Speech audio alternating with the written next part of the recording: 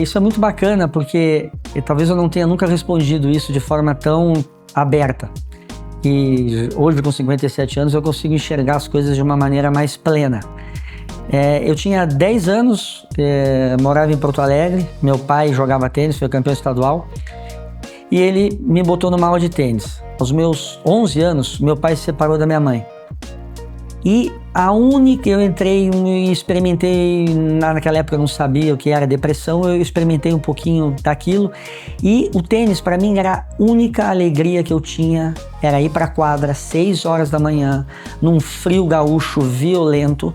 O clube, a sirene para pegar a quadra às 8 horas da manhã, eu chegava às 6 para poder jogar das 6 às 8.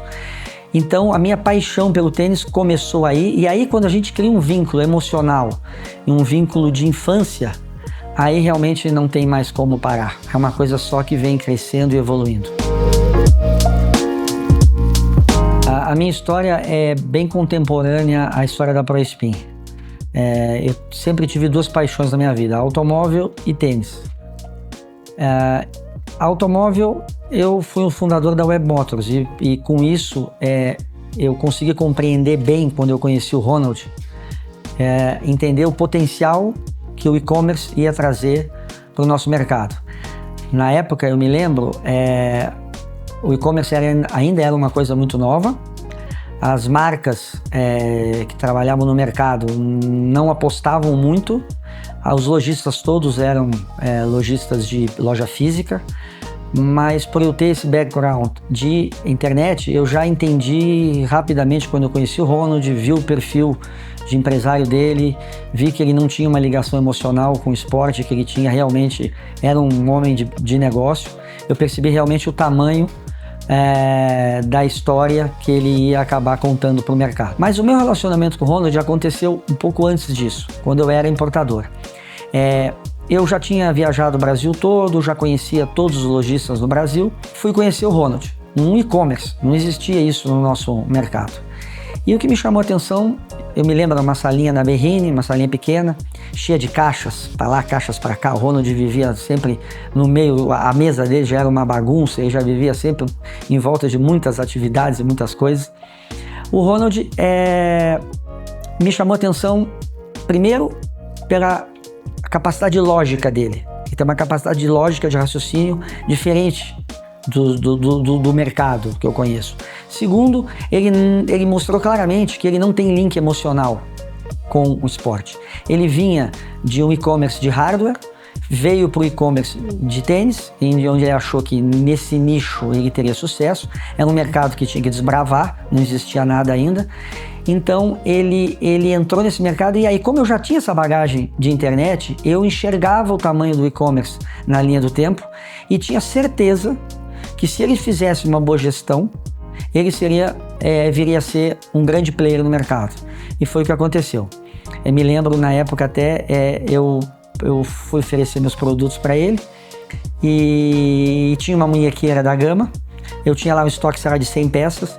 Ele virou para mim e eu quero 200 peças. Eu olhei e falei, poxa, nenhuma loja no Brasil inteiro me pediu 200 peças de uma munhequeira. E é isso que faz o e-commerce uma coisa diferente. As lojas físicas são muito importantes para a experiência de produto e de marca, mas o e-commerce é realmente uma realidade. Ele tem uma capilaridade absurda e um ganho de escala em venda de produtos que não pode ser desprezado. Então, o e-commerce sempre, em todo o varejo, ele é tido como um bicho-papão, mas ele é uma peça fundamental para o desenvolvimento de qualquer coisa que se venda no varejo em geral. Nosso mercado latino-americano é um mercado bastante emocional. A gente tem um vínculo com o esporte bastante forte.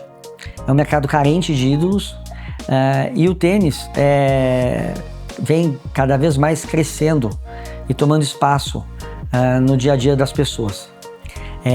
As marcas e as marcas do qual eu sou representante comercial, elas são subsidiárias aqui no Brasil.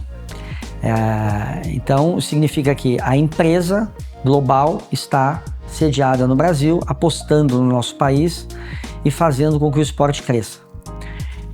E o nosso mercado, por ser bastante nichado, é um mercado bastante especializado, onde os donos de loja geralmente têm um vínculo emocional com o esporte. São lojistas médios a grandes e lojistas bastante emocionalmente ligados ao esporte. Portanto, é uma venda muito mais consultiva, é uma venda muito mais técnica do que seria uma venda normal de qualquer outro artigo esportivo. E por terem lojas especializadas em tênis, pela razão de ter o encordoamento da raquete, o serviço, faz com que a gente seja uma grande família, quem está no mercado.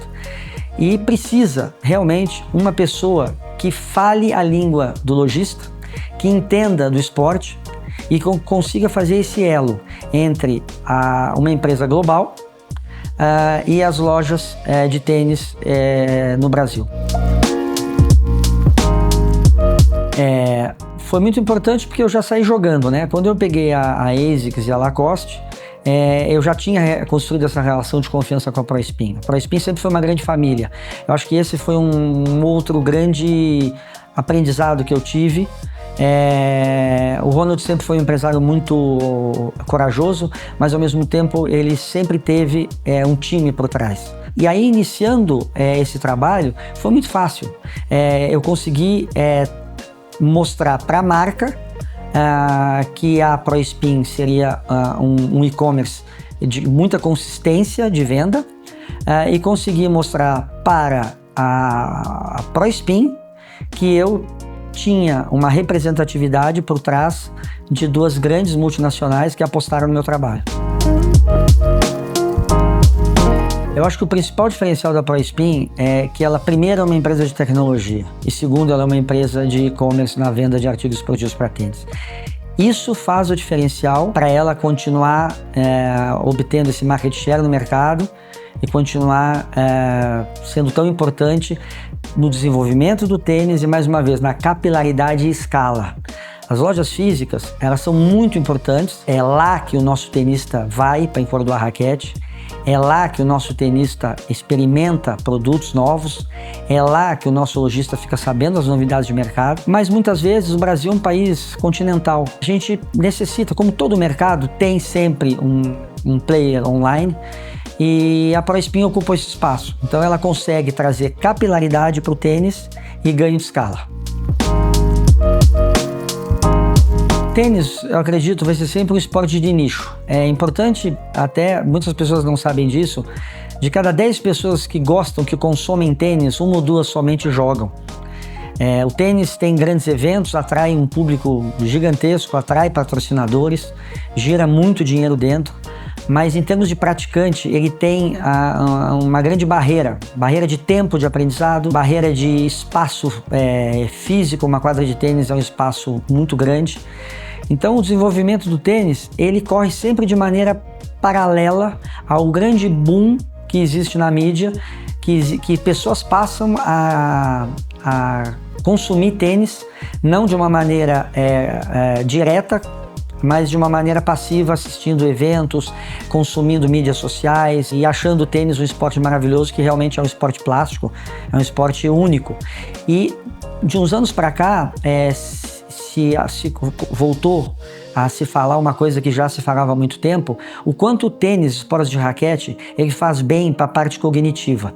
Então toda essa nova onda de wellness que o esporte, depois da pandemia, está surfando, o tênis não faz diferente. Essa parte cognitiva ajuda demais, concentração, e eu acho que o tênis ainda vai crescer, mas eu não acredito que seja exponencial, acredito que vai ser sempre um esporte de nicho, mas eu acredito que para os próximos anos a gente vai continuar existindo 2 mundos, um mundo de experiência, porque a gente precisa de serviço para encordoar as raquetes. Então as Pro Shops são formadoras de opinião, elas são muito importantes no nosso segmento, até o Ronald já falou isso várias vezes para mim, mas também, se não fosse o Ronald, seria uma outra pessoa que estaria dentro deste nicho, trabalhando o e-commerce. E o e-commerce, ele vai sofrer uma grande transformação com a entrada de inteligência artificial. A gente vai consumir tecnologia de uma forma muito diferente do que hoje a gente consome. E eu acho que tudo deve crescer de forma mais consistente e não de forma exponencial.